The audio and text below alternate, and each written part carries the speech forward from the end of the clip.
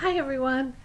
So by now you've had a chance to read some introductory essays and have begun thinking about nature and the environment and how human beings can live productively and to use a phrase, in harmony with nature. Uh, and I hope that you've been trying to narrow down to a specific problem that you think you maybe have some solutions to. So today, I'd like to talk a little bit about the approach to this problem solution essay and show you some ways to use the Toulmin model for your preliminary planning for this particular assignment. Let's review just a moment the structure of a Toulmin argument. And in your reading, I know you uncovered the idea that the Toulmin model is named for Stephen Toulmin, a British logician and theorist who studied a bunch of arguments and said, hey, it looks like these arguments that are effective have some common parts. For our essay, we'll be using some of those parts. We won't be required to use all of them. But if you look at the screen before you, you can kind of be thinking about some of the core components that can't be sacrificed. So first off, your argument needs to have a claim. So you have to make a claim or make an argument.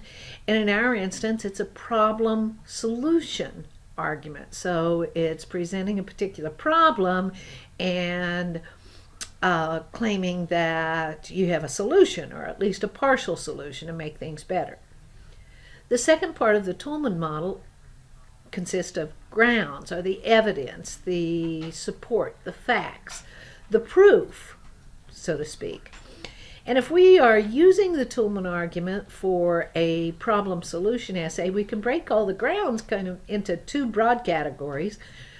Proof that there actually is a problem, and a solution or solutions to address the parts of that problem. So as you use the outline in the course, think of those grounds. Okay, so you'll be developing separate paragraphs, hopefully, around each of your grounds, but I put 3 or 4 on there. There could be more. So just keep thinking as you're doing your preliminary research that, okay, I need evidence that this problem exists and that it matters, and I need some kind of support for the solution that I'm going to come up with and try to put forth.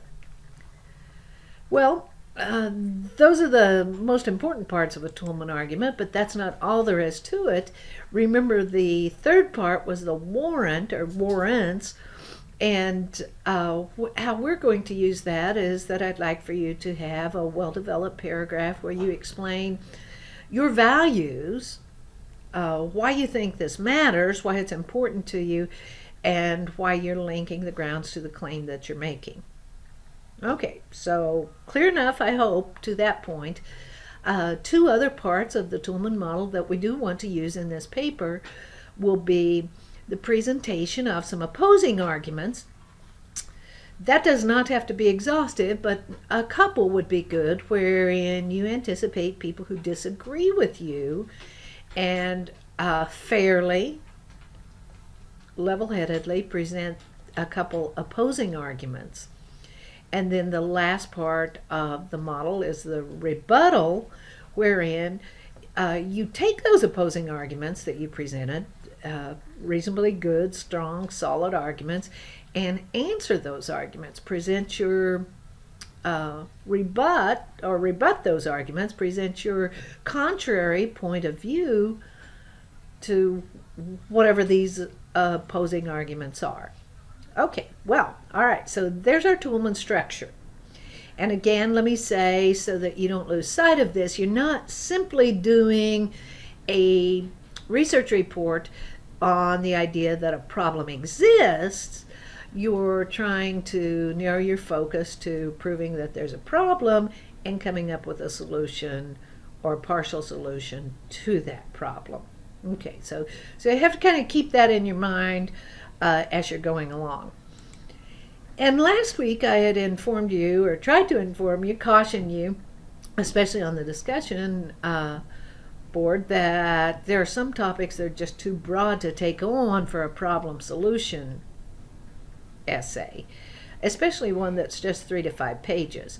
So consistently, I'll be trying to get you to narrow your focus. So I put some example broad topics on the screen and some possible ways to narrow those. I hope this isn't so small you can't see them, but a lot of people are concerned, for instance, with item number 1, the climate change.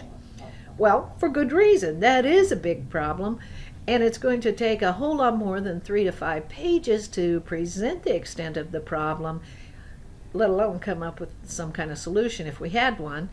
But if you were interested in that, you could in fact focus on a very specific region and or a very specific species to prove there's a problem that is impacting that region or a species. And then I'm not sure that your solution will be able to change or solve the climate change problem, but you might be able to come up with a solution to address the hardship that that region or species is encountering. A lot of people like to take on the topic of water shortage, item number 2, specifically drinkable water, and that is huge. It's important. But again, narrow your focus to a very specific area, a specific region, a specific country. India, for instance, has long struggled with potable water, and so if you narrowed your focus to India, you could provide better evidence of the extent of the problem and come up with a more manageable solution to address the problem. So I'm jumping over here to item number 3, this deforestation. Again, important problem, but it's too broad for 3 to 5 pages. If you were to hone in on a specific region or say a specific state with deforestation problems, then you've got something much more manageable, both in terms of supplying evidence that the problem exists and formulating a possible solution. So, okay, so I hope that's kind of clear so far. Another thing, just try to be brief here. People like to write on particular natural disasters. Nothing's wrong with that. There are a lot of natural disasters that make life difficult. There's, so far at least, no way we've uncovered to tame nature, but you could move into looking at one specific disaster, and maybe you could propose that a way to mitigate that disaster would be preparedness. So for instance, don't look at all tornadoes, but if you looked at one particular tornado and the destruction that tornado wreaked in its path, you might be able to come up with some possible solutions to mitigate the level of disaster for the next tornado that comes through.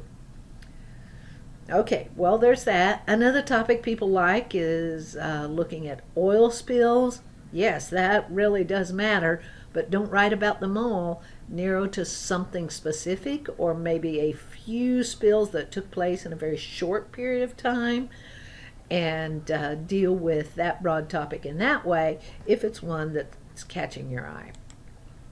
All right, so I'm trying to think of other topics that people have proposed. Poaching or looking at endangered species, that could be great, but don't try to look at them all or poaching all levels of poaching. Just look at one species that is threatened, and you'll have a better problem solution essay. Many people have opinions about genetically modified plants. Some people are violently opposed to the idea of any kind of genetic modification. Other people see that or think that there is no way to solve the world food needs without genetic modification. You be your own judge of whatever there, but that could be a potential topic as well. You could get very, very specific, and the topics that I've been mailing you over the last week or so have been kind of thinking about spring and sustainable crop production.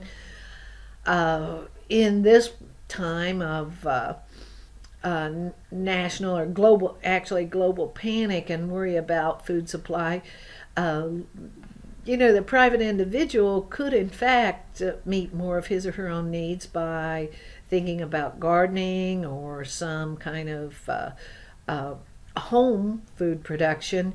And you could look at a particular gardening technique.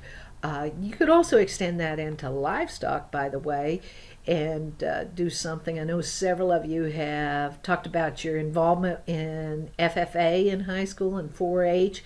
There'd be some great opportunities for you to pull that particular topic in. Well, so those are my thoughts right there. And then the very last thing I want to say is try to veer away from those topics that are presenting societal concerns that are not directly linked to consideration of nature and the environment. I don't mean to imply that those topics don't matter, but things like child abuse or massive job loss, domestic violence, racial, gender discrimination, those things do in fact matter, but they're just the wrong type of topic for this particular essay. All right, well, I'm getting kind of long, so I'm signing off. Let me know if you have questions. Thanks.